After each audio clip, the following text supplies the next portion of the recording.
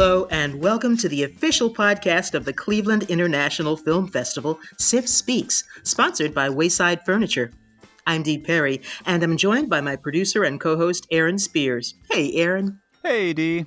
So, Aaron, short films are part of this film festival's DNA, and 182 of them will have been shown by the end of SIF 45 streams on April 20th. Very true, Dee, but only one of those films will have the chance to go for the gold just 5 days later at the Academy Awards. And joining us for this episode are Ben Proudfoot and Chris Bowers, who co-directed the Oscar-nominated documentary short, A Concerto is a Conversation.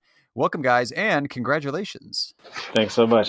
Thank you so much. Thanks for having us. Yeah. So Chris and Ben, I don't know if this is individual stories or not, so we'll start with Chris, then switch to Ben. What was it like hearing your Oscar nomination? And if you don't mind, where were you? How'd you hear about it, that whole thing? Chris? Yeah, so for me, I ended up being asleep during the actual announcement. I literally just finished working on the score for Space Jam, and it's been really intense. And so that night, I took a nap around like 2 a.m, and then woke up at 4 a.m, and then woke up at like 6 something, and then woke up to a bunch of texts and things like that. So I actually enjoyed it. It was nice to not have to deal with the nerves of watching the announcement. I could just kind of receive the excitement.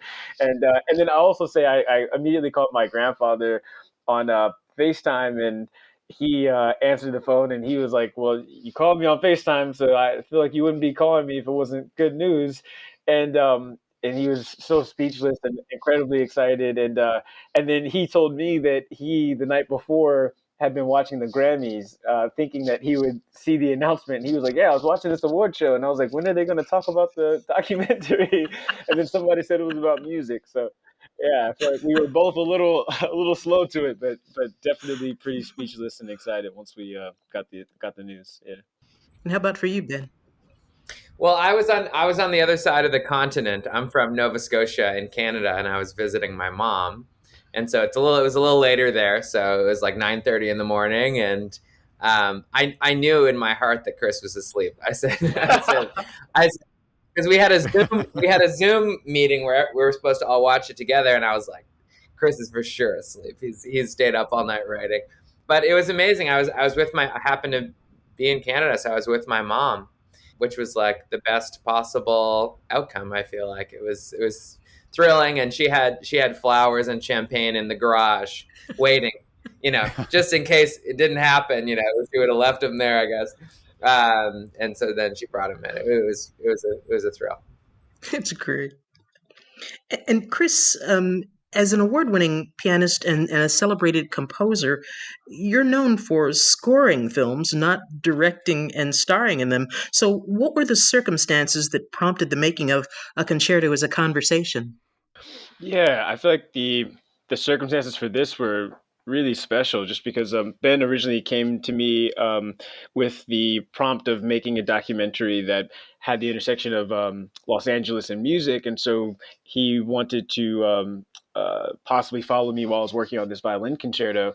And it just so happened that the day that we met, I was coming from an event that was celebrating my grandfather, and Ben just asked me, why I was dressed the way that I was at, whatever time on a Tuesday morning. And I just went into this story about my grandfather and talked about how he came here from Florida, and they were dedicating this block that he now owns in downtown LA, and, his whole story. And Ben immediately was like, "Wait, that's a much more interesting story. Let's try to go with that. And how can we fit that into this story, and how can we find some sort of parallel between the two?" And then asked if I would be willing to have that conversation with my grandfather. And I think a light bulb went off for him, because he's Ben and Breakwater do so much with the Interrotron, with a lot of their other films, and he always wanted to have this double Interrotron approach to a film, and thought that this might be a perfect time for that. And so I just was like, yeah, I'm totally on board with that, and really excited me to finally share my grandfather's story and my family story in a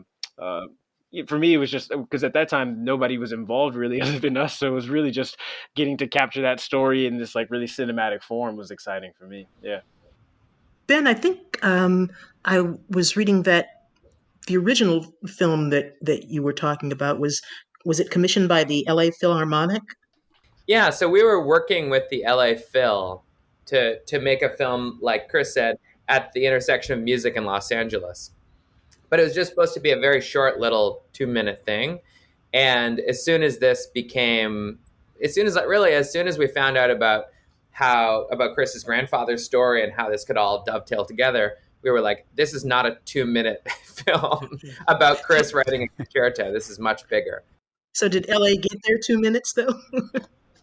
They have been extremely supportive. And I don't think we would have been able to shoot at the Disney Concert Hall without them.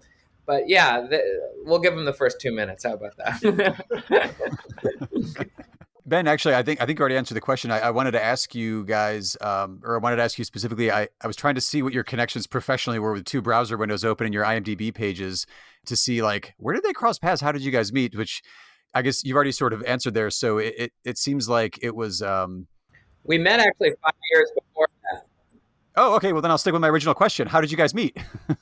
A mutual friend named Peter Rotter, who he's an amazing guy. He's also one of the top music contractors in Hollywood.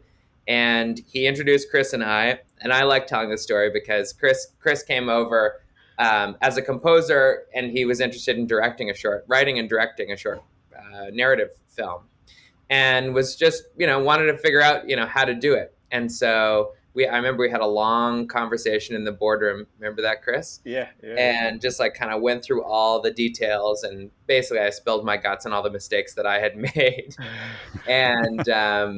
And then Chris went off and made the film, which has yet to be released. It has nothing to do with it now that we've been answering questions about how we met. I'm like, yeah, what happened to that film? So that's how we met. And then, I just became a fan of Chris. My wife and I attended several of his concerts. My wife's a documentary editor. Chris and her had worked on a project before. And we have a great mutual friend, just by chance, Jake. So we were just sort of, in each other's worlds. And I think, it just sort of was this beautiful serendipitous thing that we were flipping through the season. And I said, oh, Chris has a original concerto coming up. That could be an interesting film. And here we are. So Yeah, and it is an interesting film, and heartwarming, and all of those those words. And Chris, I gotta say, it was delightful getting to know your grandpa, Horace Bowers Sr., during this film, and he seemed like a natural storyteller. Had you had these kinds of conversations with him in the past about your family's history? Yeah, definitely. My family. Well, I'll say definitely in terms of being a part of conversations like that. We've never really had that deep of a one-on-one conversation. I think that my family this year is going to be our 107th family reunion, and the family can go all the way back to the first slave that was bought or that arrived in New Orleans and was bought, and they're very, very proud of our family history and lineage and all of that. And so my grandfather within our family, from him down, have always loved talking about his story and hearing about his story.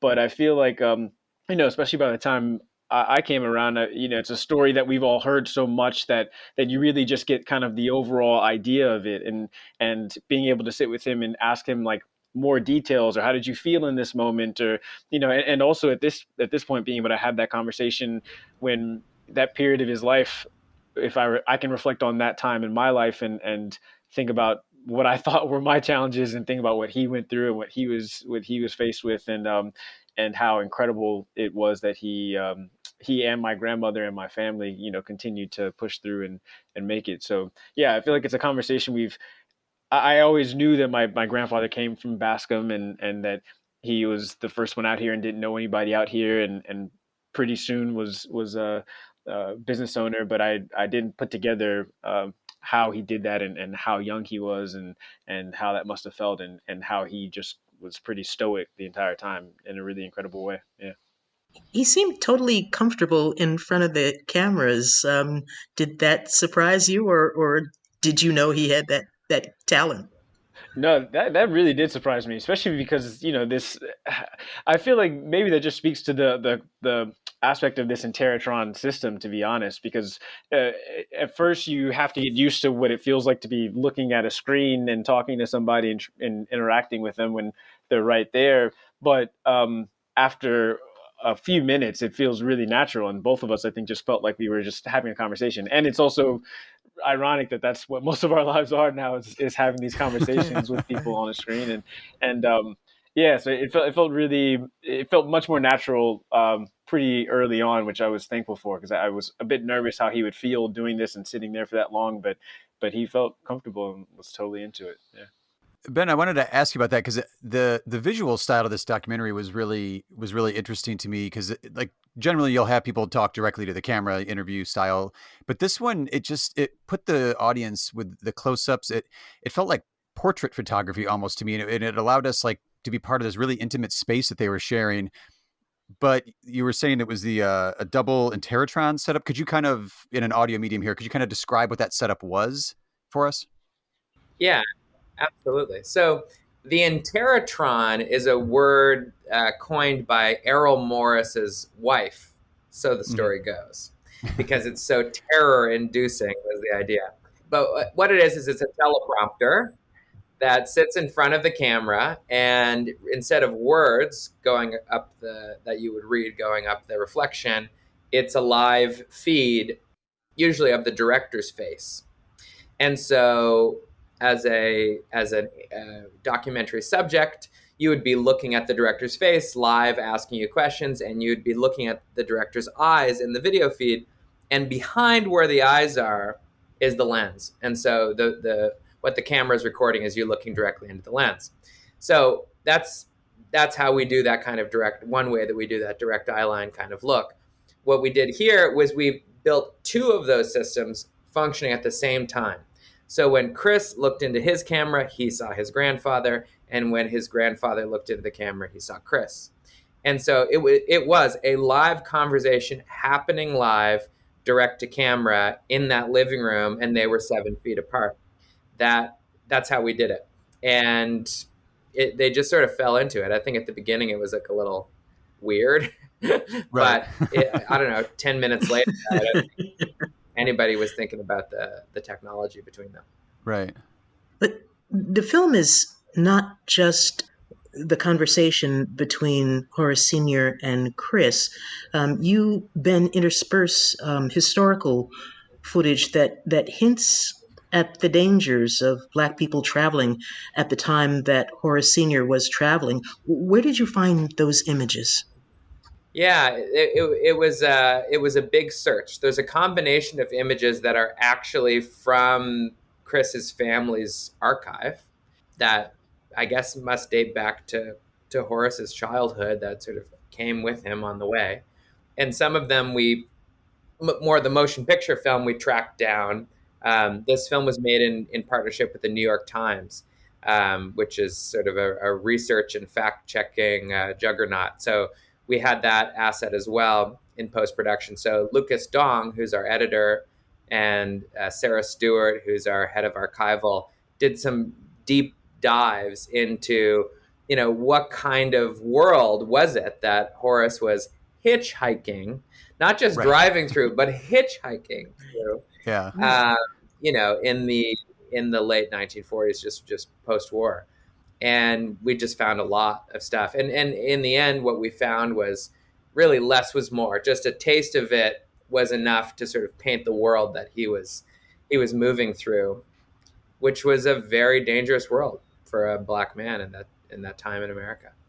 And as I was watching that part of the film, Chris, I thought about your writing the score for the 2018 film The Green Book, which followed an African-American pianist and composer on a concert tour in the South during the Jim Crow era.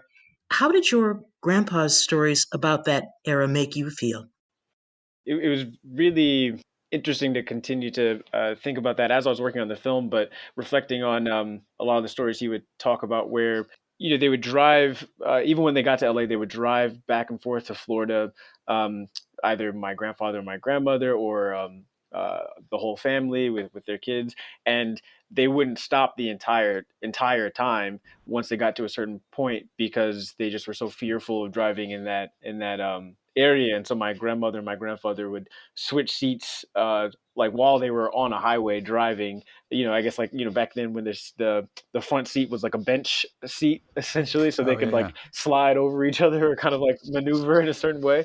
But they told that story so often that I remember the first time that my family and I, when I was maybe like 5 or 6, drove through the South. I felt fearful driving through that area, and then we went to like a civil rights museum in Birmingham, Alabama, and like a lot of those images are still pretty seared in my mind as far as like what it was like to be a black man or woman in that time. And so yeah, I think that it was interesting working on the film and seeing that it obviously wasn't portrayed in that way as far as like really feeling the level of fear and intensity, or yeah, just kind of fearing for your life that people really did. But at the same time, I think it's also interesting, given my grandfather's story, how much he just was aware of that, but then still somehow was just like, yeah, but like I'll be fine, and I'm not really worried about it, and just was able to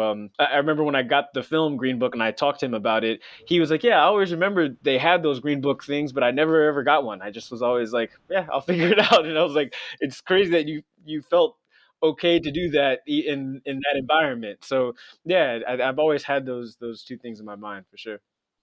Ben, I wanted to ask a structural question here because the film is put together so smoothly. It didn't really hit me till afterwards how many narrative threads you've really got going on. You both have going on in this film. You've got family history. There's the intergenerational bonding, the power of music, creating art, creating a space for yourself through Horace's business. How did you find the structure that you ended up using for this film and keep all those threads so well balanced? Very carefully. To be honest, this was the nature of the conversation that Chris had with his grandfather. It was wide and far-reaching, and you have the narrative of Chris writing this concerto. You have the narrative of Chris's grandfather coming to Los Angeles and sort of establishing their life, their family's life there. You have the narrative of Chris's grandfather as manager, as mentor to Chris. Chris's rise, as a film composer in Hollywood, and then you have kind of this broadest tale of, the American experience, kind of at the broadest level. And so when we hit the editing room with Lucas, it was a balancing of all those things. I think at the very beginning, I thought it was a much more music-heavy story, and we started out thinking, okay, well, Chris has to write this concerto, and that's our ticking time clock. That will he be able to write it in time for the big concert? And then, basically as time went on, it just became clear that the core conversation between Horace and Chris was so compelling that really became the central story. And the question that Chris posed, which is, am I supposed to be in these places, became the reason for Horace's retelling of the story, the impetus for, why you are where you are. And that sort of created this clothesline that this string of pearls kind of sits on. In the end, we knew we knew we were driving towards the concert. We knew we were driving towards the handoff of the suit. And so we kind of just worked backwards from there, and we worked many cuts. But Lucas Dong, our editor, and Regina Sobel, who's the supervising editor at the New York Times, deserve a lot of credit for what was, mid double digits in terms of numbers of cuts that this film went through. And Ben, you've directed or produced dozens of original short films, although you've admitted that in Hollywood there's not much of a market for them. So yes, I have admitted that. Well, I saw an article where you said I've confessed that. Yeah. What's so attractive to you? Well, clearly it's not the money. It's not the millions of dollars that we're raking in from the short documentary business. I think it's a few things. One thing that I think is very powerful about short documentaries is because of the internet and because of the way that films can be distributed today, someone like me can independently make a short documentary, independently finance it, choose what I want it to be about, go shoot it with cameras that I own, edit it on, computers that we own, and then distribute it directly to who's going to watch it, and hundreds of thousands or millions of people get to watch it. I mean, that is a very attractive proposition, I think, for any artist, to be able to create and meet with a mass audience without any intermediary is unique, and has really in the past been relegated to sort of low production value kind of YouTube videos, some of which are high production value, but certainly not cinema in that sense. And so I really think that is extremely attractive to me, that kind of freedom. And I also think that a short documentary has been undervalued for a long time. Surely, if your goal is to be inspired and to take on information and for the film to start a conversation, surely a film that can do that in 10 minutes is equally, if not more valuable than a film that takes 90 minutes to do the same. And unfortunately, for whatever reason, we've kind of relegated the short documentary format to a student format, to a stepping stone format, but I think it can be a lot more. And so I've been digging away at that, and I find it very satisfying and interesting, and it's kind of fun being a pirate in empty waters. Yeah, I enjoy it. Yeah. Well, maybe the Oscar will help spread that message around. One can hope. Yeah, Right. Fingers crossed. Chris, another Oscar nominee, was executive producer on the film.